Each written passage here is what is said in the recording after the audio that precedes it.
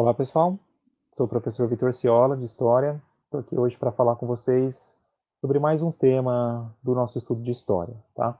Hoje a história, o tema trabalhado é a história e a verdade, a importância do conceito de verdade no estudo da história. O objetivo do vídeo é provocar na cabeça de vocês uma reflexão sobre esse assunto, né, para que vocês pensem sobre o que vocês estão fazendo e sobre como vocês estão fazendo. Né? Quais são os conceitos que embasam as ações e as atitudes que nós tomamos. Nós, eu digo todos nós, tá? Eu, vocês e todos que compõem a nossa sociedade, tá? É assim, galera, a nossa sociedade ela tem uma obsessão muito grande pelo esse conceito da verdade, tá? A gente lida com essa ideia de uma forma um tanto particular, eu diria.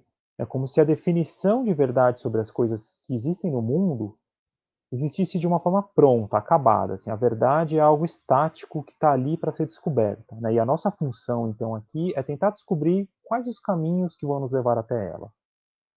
Uma procura rápida na internet, em portais mesmo de notícia, né, pode mostrar para a gente de uma forma muito simples essa nossa obsessão.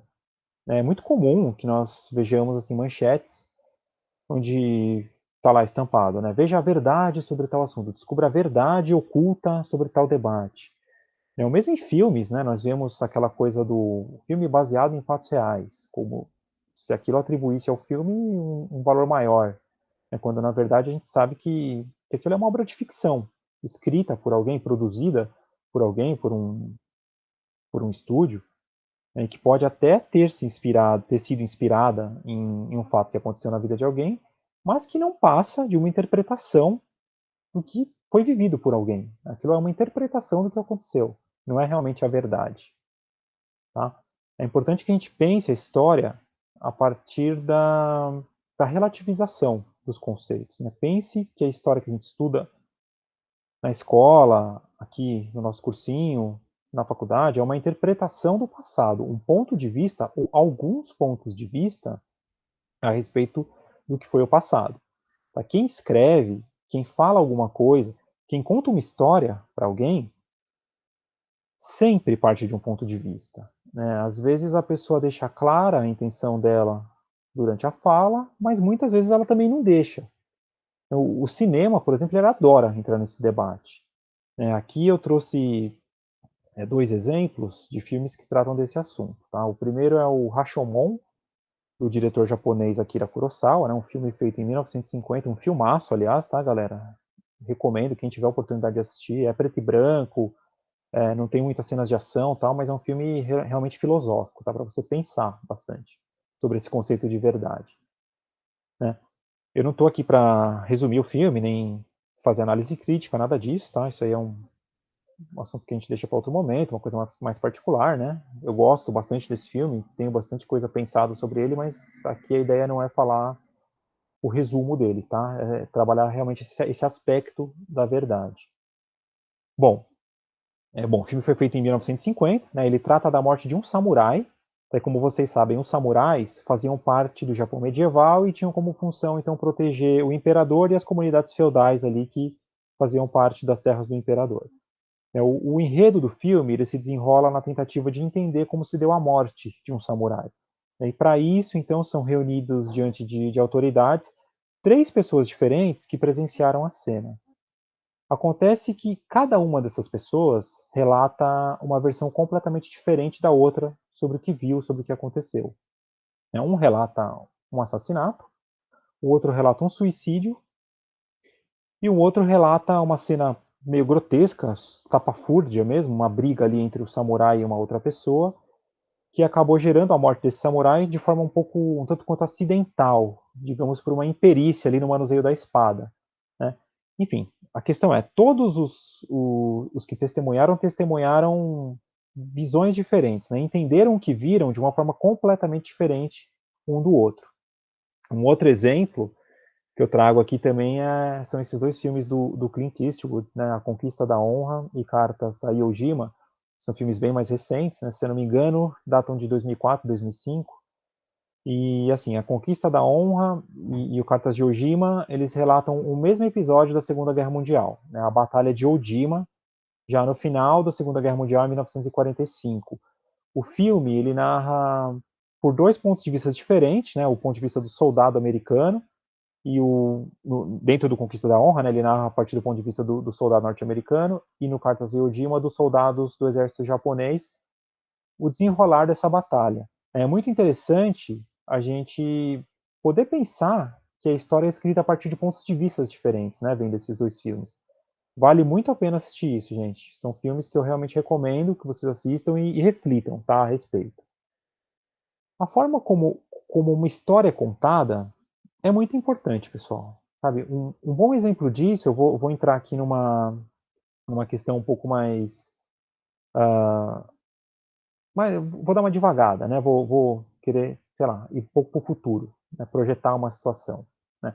Um bom exemplo disso, então, seria uma situação sobre daqui a 100, 150 anos, de alguém que vai querer escrever sobre a relação, a forma como a gente está lidando com a pandemia do Covid-19 aqui no Brasil. Né? A pessoa, obviamente, que for escrever sobre isso, vai recorrer aos documentos que nós estamos deixando registrados, né, sobre esse momento histórico, e ele vai atrás, então, de notícias de imprensa, de relatórios do Ministério da Saúde, vai atrás de discursos de autoridades, e sabe-se lá de quais outros documentos, né? Porque assim, a gente está deixando muitas fontes registradas, muitos documentos registrados sobre o assunto.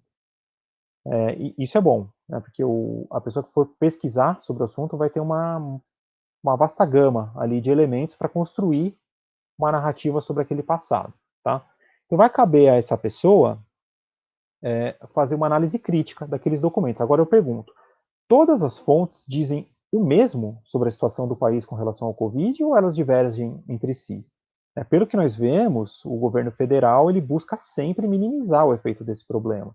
Nas entrevistas, nos discursos oficiais, enquanto uma boa parte da imprensa, ao contrário, a imprensa fala em caos, fala em colapso do sistema de saúde, em situação fora de controle. Quer dizer, assim, existe uma diferença, uma divergência, né, muito grande nas narrativas que estão presentes aí sobre esse assunto aqui na nossa sociedade.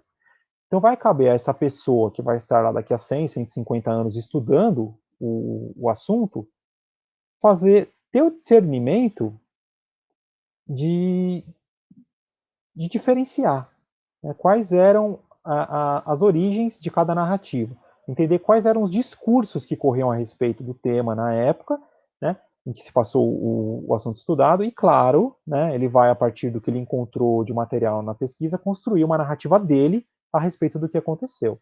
Né.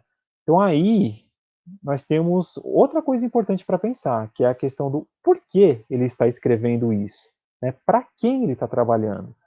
Então, supondo que a pessoa esteja trabalhando para uma instituição ligada ao governo, né, e o governo, naquele momento, tem uma proposta, uma agenda de governo super conservadora com relação a costumes, e, assim, é bem provável, né, que uma pessoa que trabalhe para essas condições, né, que ele use, então, discursos oficiais para escrever a sua visão da história e que considere, então, o que ele vai deixar escrito, né, no que ele vai deixar escrito, a fala dos governantes atuais como a verdade sobre a situação. Mas e aí? Quem lê? Vai comprar aquilo ali como verdade? Cabe a nós, leitor de hoje, leitor de ontem, leitor do futuro.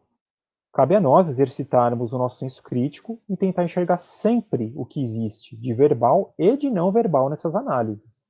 Né? O que eu quero dizer é o seguinte: cabe a gente tentar entender qual o projeto de sociedade que a pessoa ou o grupo que escreveu sobre aquilo defende. Entendeu? Qual o projeto político que embasa o pensamento de quem está falando aquilo ali. Tá? A gente vai ter algumas oportunidades de relativizar o conhecimento histórico a partir dessas ideias. Né? Algumas verdades históricas eu entendo que a gente vai conseguir debater e discutir durante as nossas aulas. Tá? Por hora, não esqueçam, pessoal, que estudar história é pensar bastante sobre os pontos de vista que existem a respeito dos assuntos, né? E refletir, né? Buscar se informar sobre o contexto, né, em que aquilo foi produzido. Tá? Por hora é isso, galera. Grande abraço para vocês. Até a próxima dica.